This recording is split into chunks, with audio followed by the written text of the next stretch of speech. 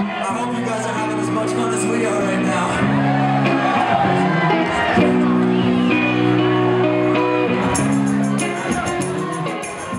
Nonstop is a sick balance of reggae and rock, so where you can still feel like the pulse of the energy of the beats. You can still groove out to the skank and the reggae vibes that we both bring off as well.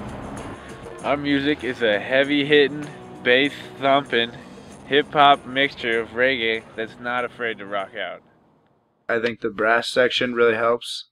I think having that like adds that extra pop. I think that gets people excited live, you know.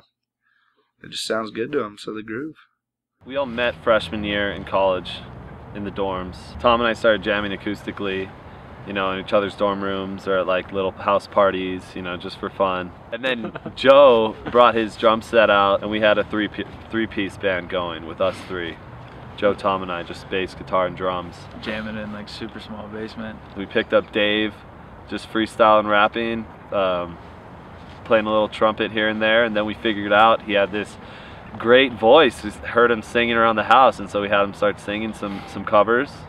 Came back from semester at sea, and we picked up Terry, and we formed a full band.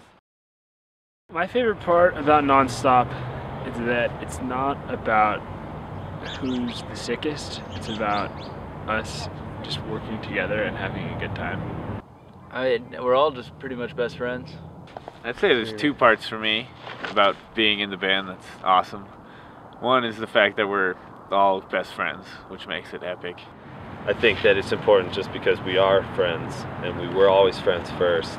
And now, after jamming and doing what we love together, though, you know, we are just actually making something of it. Another sweet part about playing or being in a band is playing with bigger bands and just automatically playing with them and becoming friends with them based on the fact that we share the stage together. Plus we get into the shows for free. Boulder's awesome because it's full of a ton of energetic young people primarily that have a lot of means to do a lot. And so if you come here and you have a lot of energy, everyone's going to say yes to all your crazy ideas, and you can do a lot of the things you want. I like Boulder because no matter what I do, I'm definitely not the weirdest dressed, weirdest looking person out there. And it's a super affluent community, you know, like for such a nice place, there are some weirdos up in this, you know. So that's nice. That keeps me like competent, you know, like then I can do some crazy shit.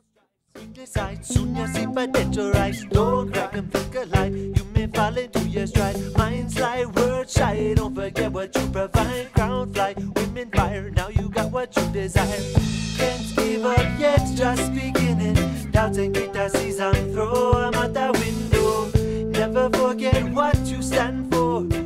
I met Caden freshman year, and we started jamming together acoustic, and then he started playing bass, and we've been friends and jamming ever since. Terry Nass is one of a kind, and if you've ever met him, you can tell that he's going to be a lot to handle in a lot of funny, awesome ways. Po Jeezy, he's a man on the drums, the heartbeat of the band, you know, holding down the beat. He's got a super eclectic taste in music, which is really shown in like the style he drums in, you know, lots of hip hop beats. And at the end of the day, he just loves to drum, plays the drums every chance he gets, so it's always good. I always got something to jam with, whatever I want, you know. It's good stuff. Dave's a super hot cruiser, you know. You could find Dave doing any kind of thing. He could be spitting a rap, spitting some Mac-ish verse, you know. He could be pimping. He could be handling business, you know. Dave's just all around good guy. It's super weird because as time goes on, I think that Tom is more and more like Dave Grohl, the more that I know him, because he's super good at guitar, bass, and drums, and his approach to music in general, because he's not, he's never like really specific about certain points, but it's more just he loves it and you can tell, and he leads by example.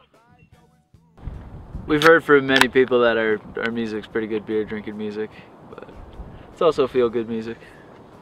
I love it when we can get like a call response with the crowd, you know? So it's like, I want it rough, I want it rough, I want it nasty. I want it rough,